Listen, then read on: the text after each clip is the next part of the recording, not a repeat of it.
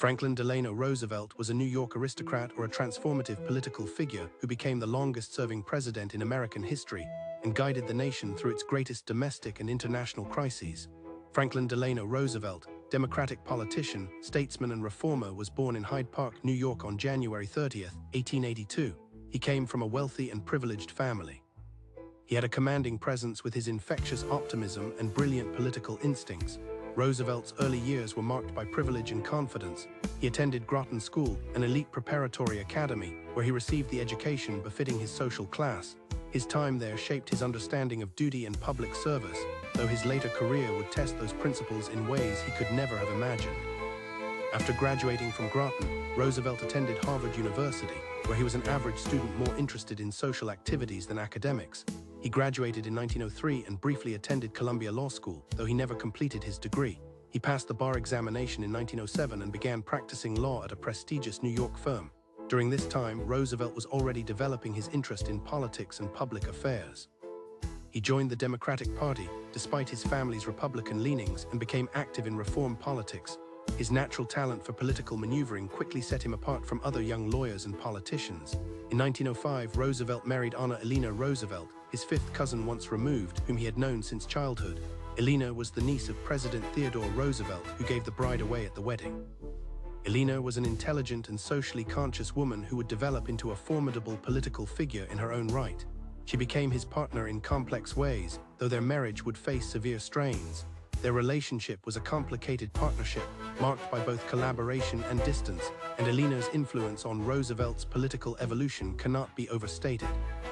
They would have 6 children together, though one died in infancy, and the family dynamics remained complicated throughout Roosevelt's political career. In 1910, Roosevelt ran for the New York State Senate from a traditionally Republican district in Dutchess County. He was only 28 years old, but his family name and his energetic campaigning made him a formidable candidate. He campaigned tirelessly, traveling throughout the district in a red automobile and speaking at every opportunity. His message of reform and clean government resonated with voters tired of political machines. He won the election, beginning his political career in earnest. Roosevelt served in the state Senate from 1911 to 1913. During his time in Albany, he established himself as a progressive reformer and an opponent of Tammany Hall, the Democratic political machine that controlled New York City politics. He led a group of insurgent Democrats who blocked Tammany's choice for United States Senator, developing a reputation as an independent voice. His efforts combined moral conviction with political calculation, appealing to reformers while building his own power base. He advocated for conservation, labor reforms, and clean government, positions that aligned him with the progressive movement sweeping the country. In 1913, President Woodrow Wilson appointed Roosevelt Assistant Secretary of the Navy, the same position his cousin Theodore had held years earlier. Roosevelt threw himself into the work with characteristic energy. He oversaw naval operations, managed the department's business affairs, and prepared the Navy for potential conflict. When World War I erupted in Europe in 1914, Roosevelt pushed for naval expansion and preparedness, often going beyond his authority. He clashed with his superior, Secretary Josephus Daniels, but also learned valuable lessons about administration and bureaucracy. He traveled to Europe during the war, visiting the front lines and naval installations. The experience gave him first-hand knowledge of modern warfare and international affairs that would prove invaluable decades later.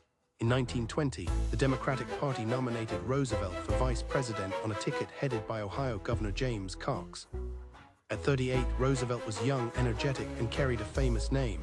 He campaigned vigorously, traveling the country and delivering hundreds of speeches. However, the country was tired of Wilson's idealism and international commitments. Republican Warren Harding won in a landslide, promising a return to normalcy. The defeat was decisive, but Roosevelt had gained national recognition and political experience. After the 1920 defeat, Roosevelt returned to private life, practicing law and working in business. He seemed destined for a successful career in law or finance, perhaps eventually returning to politics. Then in August 1921, disaster struck. While vacationing at his family's summer home on Campobello Island, Roosevelt fell ill with what was diagnosed as poliomyelitis, though modern medical experts believe it may have been Guillain-Barré syndrome. Whatever the disease, the result was devastating. Roosevelt lost the use of his legs and would never walk unaided again. The illness could have ended Roosevelt's political career, and many assumed it would. He was 39 years old, paralyzed from the waist down, facing a future in a wheelchair. Yet Roosevelt refused to accept defeat. He spent years trying to regain the use of his legs through various therapies. He discovered warm springs in Georgia where he could exercise in the water, and he eventually established a treatment center there that would help other polio victims. He learned to move short distances with heavy leg braces and crutches, though the effort was exhausting. More importantly, he learned to conceal the extent of his disability from the public. With the cooperation of the press, which rarely photographed him in his wheelchair, Roosevelt maintained the illusion that he had largely recovered. The struggle with polio transformed Roosevelt. Friends and family noticed that he emerged from the ordeal with greater depth, patience, and empathy. Elena later said that the illness gave him a greater understanding of human suffering. Politically, it forced him to rely more on his mind than his physical presence, sharpening his already considerable political skills. It also gave him time to think, to read, and to develop his political philosophy. When he returned to active politics in the late 1920s, he was a more formidable politician than he had been before. Roosevelt remained active in Democratic politics during his recovery. He nominated Al Smith for president at the 1924 and 1928 Democratic conventions, delivering speeches that reminded the party of his oratorical abilities. In 1928, Smith, now the Democratic presidential nominee, persuaded Roosevelt to run for governor of New York. Roosevelt was reluctant, believing he needed more time to recover, but he ultimately agreed. He ran a vigorous campaign, traveling throughout the state and demonstrating that his disability would not prevent him from serving effectively. He won by a narrow margin, even as Smith lost New York in his presidential bid against Herbert Hoover. As governor from 1929 to 1933, Roosevelt established himself as an innovative and effective executive. When the stock market crashed in October 1929 and the Great Depression began, Roosevelt responded with energy and creativity. He established the Temporary Emergency Relief Administration to provide aid to the unemployed. He pushed for public works programs, labor reforms, and regulation of utilities. He assembled a group of advisors, including social workers, economists, and political operatives, who would later form the core of his presidential administration. He was re-elected in 1930 by a huge margin, making him the frontrunner for the Democratic presidential nomination in 1932. The Democratic National Convention of 1932 in Chicago would prove to be Roosevelt's moment of opportunity. The country was in the depths of the Depression, with unemployment reaching 25% and banks failing across the nation. President Hoover seemed helpless to address the crisis, and the country was desperate for new leadership. Roosevelt arrived at the convention as the leading candidate, though he faced opposition from Al Smith and other party leaders. After a tense fight, Roosevelt secured the nomination on the fourth ballot. In an unprecedented move, he flew to Chicago to accept the nomination in person, telling the delegates, "I pledge myself to a new deal for the American people." Roosevelt's campaign was cautious in specifics but bold in tone. He promised action, experimentation, and relief for the suffering. He traveled the country, projecting confidence and optimism in contrast to Hoover's dour defensiveness. He assembled a brain trust of academic advisors who developed policy proposals. His message was one of hope and change, though he remained vague about exactly what he would do. On Election Day, Roosevelt won in a landslide, carrying 42 states and winning 472 electoral votes to Hoover's 59. The period between Roosevelt's election in November 1932 and his inauguration in March 1933 was the worst of the Depression. Banks were failing, unemployment was still rising, and the country seemed on the verge of collapse. When Roosevelt took the oath of office on March 4, 1933, he faced a nation in crisis. His inaugural address was a masterpiece of political rhetoric. He declared that the only thing we have to fear is fear itself and promised bold action. He attacked the money changers who had brought on the crisis and called for a new relationship between government and the people. Roosevelt's first 100 days in office were a whirlwind of activity. Declared a bank holiday, closing all banks while his administration developed a plan to restore confidence in the financial system. He pushed through Congress a series of emergency measures, creating new agencies and programs at a breathtaking pace. The Civilian Conservation Corps put young men to work on conservation projects. The Agricultural Adjustment Act sought to raise farm prices. The National Industrial Recovery Act attempted to regulate industry and establish labor standards. The Tennessee Valley Authority brought electricity and development to one of the poorest regions of the country. The Federal Emergency Relief Administration provided direct aid to the unemployed. Not all of these programs worked as intended. The National Recovery Administration, in particular, proved unwieldy and was eventually struck down by the Supreme Court. But Roosevelt's willingness to experiment, to try different approaches, restored hope. His fireside chats, radio addresses in which he spoke directly to the American people in simple, conversational language, made people feel that the government understood their problems and was working to solve them. His optimism and confidence were contagious. Roosevelt's first term saw the creation of what would become known as the First New Deal. In addition to emergency relief measures, his administration pushed for permanent reforms. The Securities and Exchange Commission regulated the stock market. The Federal Deposit Insurance Corporation insured bank deposits, restoring confidence in the banking system. The Social Security Act of 1935 created a safety net for the elderly and unemployed, fundamentally changing the relationship between citizens and their government. The National Labor Relations Act protected workers' rights to organize and bargain collectively. These reforms made Roosevelt both beloved and hated. Working people, farmers, and the unemployed saw him as their champion.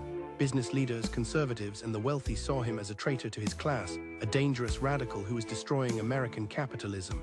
Roosevelt was attacked as a dictator, a communist, and a destroyer of the Constitution. The Supreme Court struck down several New Deal programs as unconstitutional. But Roosevelt remained popular with ordinary Americans, and in 1936 he won re-election in the greatest landslide in American history, carrying every state except Maine and Vermont. Roosevelt's second term began with a serious misstep.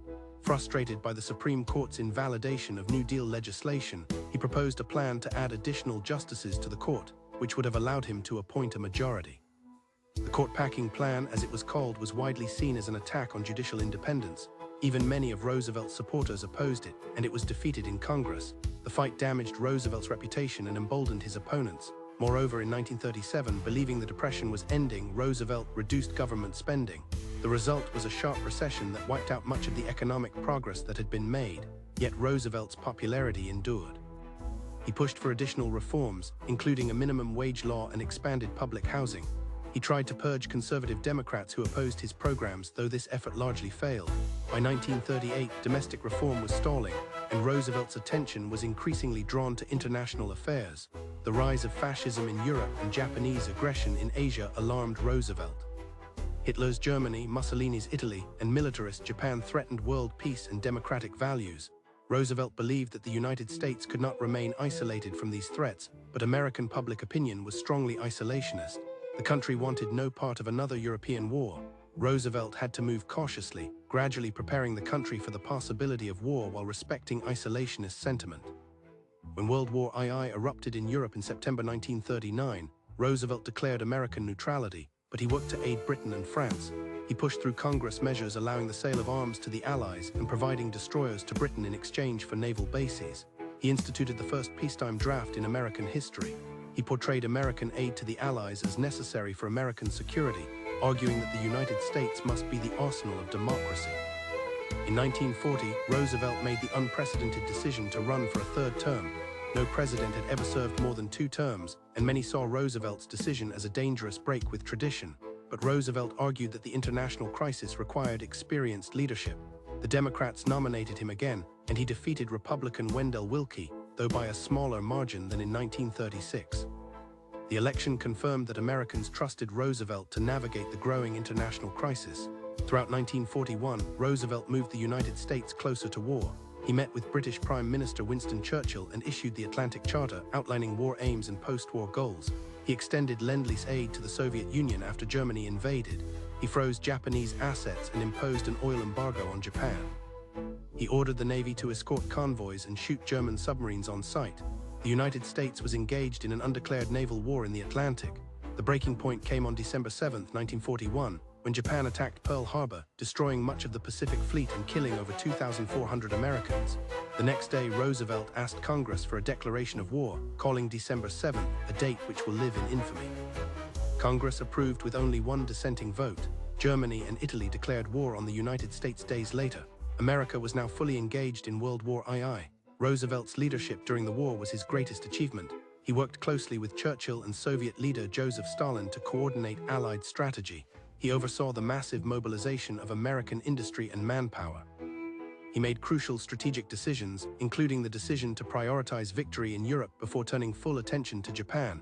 He pushed for the development of the atomic bomb. He planned for the post-war world, helping to create the United Nations. Roosevelt ran for an unprecedented 4th term in 1944. By this time, his health was clearly failing. He had lost weight, his hands trembled, and he looked exhausted. But he insisted he was well enough to continue, and Americans were reluctant to change leaders in the middle of the war. He defeated Republican Thomas Dewey, though by the smallest margin of his 4 victories. By early 1945, victory was in sight. Roosevelt traveled to Yalta in the Soviet Union to meet with Churchill and Stalin to plan the final defeat of Germany and the post-war settlement. The Yalta Conference was controversial, with critics charging that Roosevelt gave away too much to Stalin, allowing Soviet domination of Eastern Europe. Defenders argued that Roosevelt extracted the best agreement possible given Soviet military control of the region and the need for Soviet help against Japan. Roosevelt returned from Yalta exhausted. He had been president for 12 years, had led the country through the Depression and the war, and the strain had taken its toll. On April 12, 1945, while resting at his cottage in Warm Springs, Georgia, Roosevelt complained of a terrific headache and collapsed. He had suffered a massive cerebral hemorrhage. He died that afternoon at the age of 63. The nation mourned. Millions lined the railroad tracks as his body was transported from Georgia to Washington to Hyde Park for burial. People wept openly in the streets. The man who had dominated American politics for over a decade was gone, just weeks before the final victory in Europe. Roosevelt's legacy is immense and complex. He fundamentally transformed the role of the federal government, creating the modern welfare state and establishing the principle that government has a responsibility to protect citizens from economic disaster. He saved American capitalism by reforming it.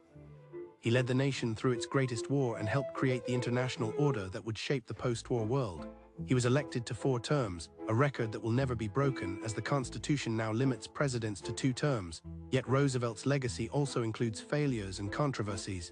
His court-packing plan was a serious overreach. His attempt to purge conservative Democrats failed. The recession of 1937-38 suggested that his economic policies were not fully successful. Most shamefully, he approved the internment of Japanese Americans during the war, a grave violation of civil liberties. He did little to help European Jews fleeing the Holocaust. His concessions to Stalin at Yalta contributed to the Cold War. Modern historians generally rank Roosevelt among the greatest American presidents, usually second or third after Lincoln and Washington. They recognize that he was not perfect, that he made mistakes, that some of his programs failed, but they acknowledge that he faced unprecedented crises and responded with creativity, energy, and political skill. They note that he restored hope when the country was in despair, that he defended democracy when it was under threat worldwide, that he expanded opportunity for millions of Americans. Roosevelt was a complex man, aristocratic yet populist, pragmatic yet idealistic, charming yet manipulative. He could be devious and dishonest in his political maneuvering. He played advisors against each other and rarely revealed his true intentions. He was unfaithful to Elena, carrying on a long affair that deeply hurt her. Yet he was also capable of great empathy, genuine concern for ordinary people, and inspiring leadership. Perhaps the most remarkable thing about Roosevelt was his optimism. Despite his disability, despite the Depression, despite the war, he maintained an infectious confidence that problems could be solved, that the future would be better than the past. His famous smile, his jaunty cigarette holder, his cheerful greetings became symbols of American resilience. He convinced Americans that they could overcome any obstacle, and in doing so, he helped make it true. In the end, Franklin Delano Roosevelt was neither a saint nor a tyrant, but rather a brilliant politician and transformative leader who shaped America and the world. His legacy includes both the New Deal programs that still shape American life and the Allied victory that saved democracy. He is remembered today for his fireside chats and his leadership during the Depression and World War II, for 4 presidential victories and 12 years in office. This hardly captures the full measure of a man who dominated his era and changed the course of history, but it reflects his enduring impact on American life and the world.